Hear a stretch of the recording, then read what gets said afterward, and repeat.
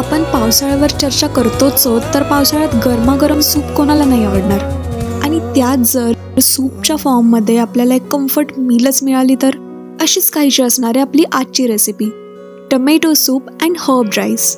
सोचूं के मिलनी ते भूलांगा कि तेरी तां गल्लां च शायरी.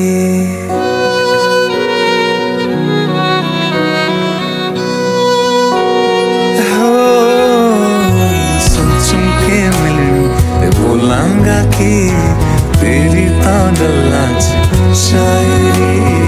वेखेगी मैनू ते सोचेगी क्या तू मिट्टी दा बंदा मैं तू तां परी. इश्के दी गलियां च खोया है दिल वे आस लगाए कि जाए तू मिलवे बोल तेरे मैनू आन दे सूप यम.